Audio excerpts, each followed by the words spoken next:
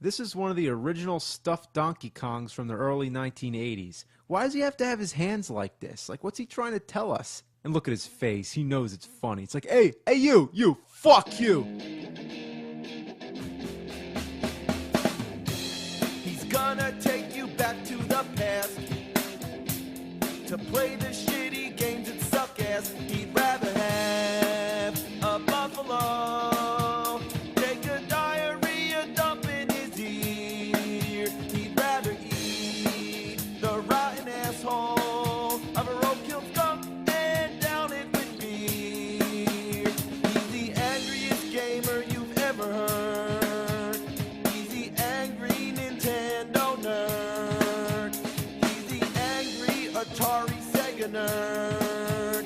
He's the angry video game nerd.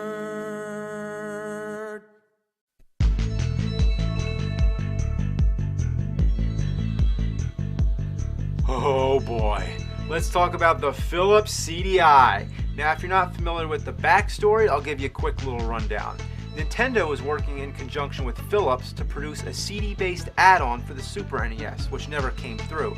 Now, Nintendo is also working with Sony on the same concept, and we all know what came of that, the PlayStation. But as for Philips, they too made their own game console. However, they had permission to utilize some of the Nintendo franchises. Now, what came of that was a shitty Mario game and 3 shitty Zelda games. Link, The Faces of Evil, Zelda's Adventure, and Zelda, The Wand of Gamelon. Okay.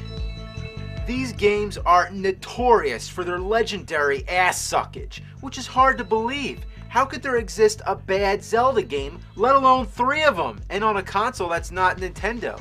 Well, if you haven't heard of them, you might think you're living under a rock, but let me tell you, it's a rock worth living under.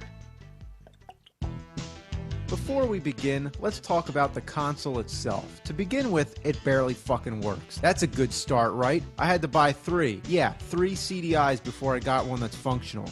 The first one wouldn't read the discs. The second one right here had the same problems. I haven't returned it yet just because I wanted to show you what it looks like.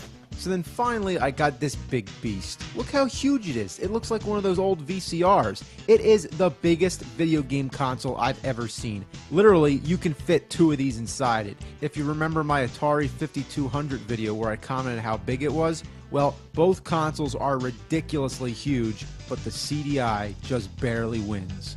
But does it work? Yes, it does. But at first, I thought the controller input was broken. I have 4 different controllers, and none of them worked, except for the wireless one, which sucks so bad it isn't even worth it.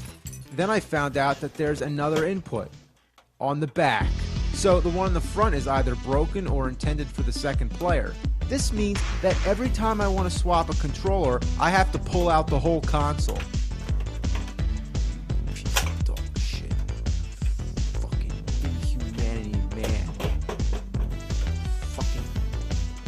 Shit. That is a pain in the ass. Why couldn't both be on the front? Seriously, I couldn't even imagine what they were thinking. Let's talk about the controllers. One is your average regular ass controller. The next one looks like a spoon. I really don't understand it. And this one has this awkward joystick. It's so stiff. It's basically just a stick on top of a regular D-pad. Then you have the wireless one. This is the standard controller that comes with the system. But as I've said, it's terrible. Your finger keeps slipping off the joystick and the buttons are too close. Imagine if you were trying to play Nintendo 64 and all the buttons were clustered around the joystick. For your average point and click game, it's okay, but for an action game like Zelda, it is nearly impossible to use this controller. It's all worth it just to play such classics as Sticky Bear Reading, Lamb Chop's Play Along, Sailing, and The Flowers of Robert Mapplethorpe. Yeah, it had its share of educational games, some action games, but let's cut the bullshit and get to the ones you want to hear about. The Zelda games are pretty rare and kinda expensive. Zelda's Adventure was over $180 US. Not counting the money I had refunded for the bad consoles, all this in total cost about $700. I've been dying to do a CDI review for a long time, and partly due to financial and technical difficulties, that's what's been holding me back. But before we get to the Zelda games, let's start off with Hotel Mario. The price on this one, I gotta be honest, was $0 because this one was a donation. Thanks, Casey. You might as well have sent me a turd wrapped in tinfoil. As the game begins, you get a ridiculous cutscene. Nice of the princess to invite us over for a picnic, eh, Luigi? I hope she made lots of spaghetti. Reminds me of the Super Mario Bros. Super Show, but way more cheesy. The game is not what you'd expect. I mean, with a title like Hotel Mario, I guess I really didn't know what to expect, but not this. All you do is run around and shut doors. Yeah, seriously, the goal is to shut all the doors before the time runs out, then advance to the next stage. Couldn't they have come up with something better? Like, how about kill all the Goombas and Koopa Troopas, but shut doors? As much fun as that sounds, it's even more fun when the doors keep opening again. Just when you think you're about to shut the last door and beat the level, another door opens, and by the time you run all the way over there, another one opens. Also, it seems that there's always somebody in your way. Like if I jump at the wrong time, I hit the Goomba on the top. Even if I try to stomp an enemy, I end up bouncing up and getting my ass killed. Ugh, look here, I'm totally fucked. Here I go, I'm kicking ass. Fuck, you gotta watch the doors. Speaking of doors, you can actually hide in the doors, which helps out sometimes. But these things with the arrows, let's talk about them. They're elevators, or they could be stairwells, whatever. Where the arrow points make sense. They go up, they go down. But the controls take some time to get used to. By instinct, if I see a down arrow, I press down. But that's not how it works. You have to hit up, regardless of which elevator you're on.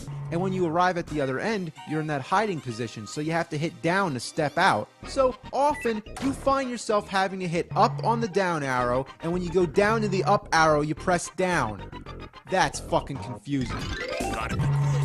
And the elevators don't always go where you expect. No, it takes me to the other side where I get killed by the fucking caterpillar. The game is actually more reminiscent of arcade games from the early 80s like Donkey Kong and Mario Brothers. And for something like that, Hotel Mario actually isn't too bad. It is challenging, I'll give it that. But the fact is, this was not the early 80s, this was 1994, and it was a next-generation console. Originally, they planned to release a sequel to Super Mario World titled Super Mario's Wacky Worlds, but it was canceled, and what we got was this. End of story. Now, all this CDI stuff is a shit sandwich that's too big for one mouthful. So check in for part 2. We're going to look at the Zelda games.